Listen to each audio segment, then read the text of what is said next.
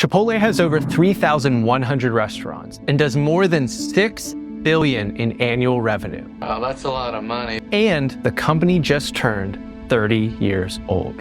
While that pales in comparison to Starbucks, McDonald's, and Domino's, which each have tens of thousands of locations worldwide, each of those companies is at least 20 years older than Chipotle. As a brand, Chipotle has crossed the chasm into popular culture and is as synonymous with a burrito as McDonald's is with a burger and fries. But you might not know that the famous investor Bill Ackman guided the company through an E. coli outbreak, or that McDonald's once owned 90% of the company, or that the current CEO used to run Taco Bell. Chipotle's journey began in Denver, Colorado, where founder Steve Ells, a classically trained chef, started his taco company as a first project that would give him the cash flow to one day open a fine dining restaurant.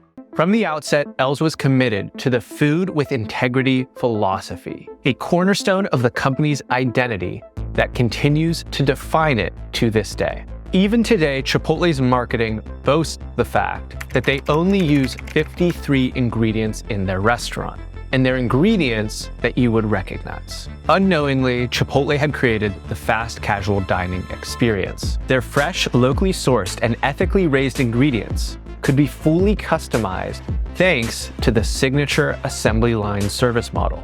Health-conscious consumers found that Chipotle catered to a wide variety of dietary preferences and rewarded the restaurant by coming back to order again and again.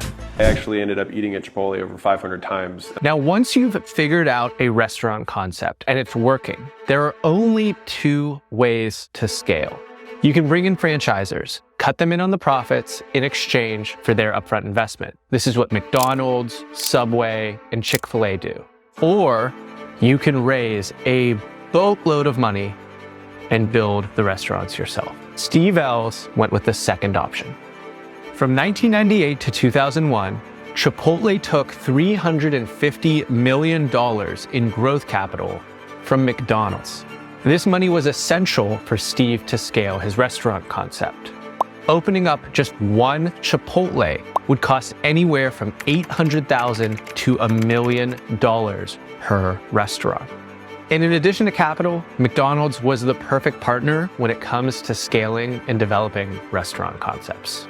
If you can borrow the manufacturing efficiency of a corporation like McDonald's and marry it to the brand ethos of Chipotle, you've got a very good partnership. All that financing and firepower allowed Chipotle to grow to more than 500 stores. And by the end of that investment, McDonald's controlled more than 90% of the company. By the mid-2000s, McDonald's was restructuring their business and decided to take the company public. When they did, they made $607 million on a $350 million initial investment. You may think they miss out on some upside, but in their book, it was a fantastic deployment of corporate venture capital. Steve Ells stayed on and continued to run Chipotle, scaling it for a decade. In 2015, disaster struck. More trouble for Chipotle. An E. coli outbreak Linked to Chipotle restaurants has now expanded. Over 1,000 people fell ill from eating at Chipotle, and same-store sales dropped by more than 30%. The stock cratered as consumers started to say, let's go somewhere else for lunch. I don't think I'll be eating Chipotle at all. Chipotle lost 70% of its market cap, which created a golden opportunity for investor Bill Ackman. Ackman's hedge fund, Pershing Square, took a 10% stake in the business, which was well over $1 billion investment. They moved Chipotle to a commissary model, where food prep is outside of the restaurant to ensure that everything was either pasteurized or sanitized to minimize bacterial exposure. They also introduced sous vide for most of their meat. So rather than prepping raw meat in the kitchen, they take the raw meat and cook it at a low temperature for an extended period of time. And it's just finished at the restaurant. And in 2018, Ackman replaced Steve Ells. His 25-year reign as the company's leader was ended, and Brian Niccol replaced him as CEO. Niccol had previously been Taco Bell's CEO and brought a new energy and vision to the company. embracing technology and innovation to enhance the customer experience. Under his leadership, Chipotle integrated mobile ordering, online delivery services, and digital loyalty programs. This streamlined the ordering process and reduced wait times. This shift allowed the company to gather valuable data, which enhanced the customer experience and allowed them to continue to stay ahead of their competition. Ackman had previously held a large stake in Starbucks, which was at the cutting edge of implementing a mobile app ordering experience in a restaurant environment. Now I'm about to break down Chipotle's numbers, but if you're enjoying the video so far, give it a like, really helps with the algorithm. At their best, a Chipotle restaurant has a 25% net margin. This means that for every $100 that they earn from selling burritos, they keep $25. The remaining $75 is their cost. Now, if we break down those expenses, 25% goes toward the cost of food and ingredients.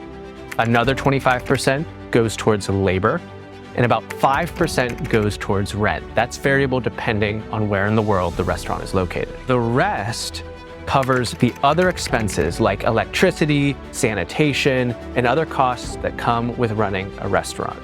Now, when they were in the middle of their E. coli outbreak, those numbers plummeted. But when the brand is on its feet, operations are humming smoothly, that gives them an enormous competitive advantage. Let me explain. In 1 year, the average Chipotle does $2.5 million worth of revenue.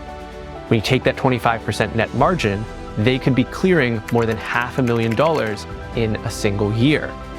When you remember that opening a new store takes anywhere from $800,000 to $1 million, they can earn back the cost of starting that store in just 2 years. And those 2 years are actually the magic number of Chipotle's story. It's called the payback period. How long does it take for the initial investment into a business to come back to you? In restaurant land, 2 years is fantastic. And what that means about Chipotle's present and their future is that they won't have to take loads of debt in order to grow. They'll just continue to reinvest their capital, open new restaurants, and make a lot of burritos. If you like this breakdown of Chipotle's business, then you'd also love our video on Sam Altman, who created OpenAI and ChatGPT. We take your attention very seriously on this channel. We do a ton of research, and I hope you have a great day.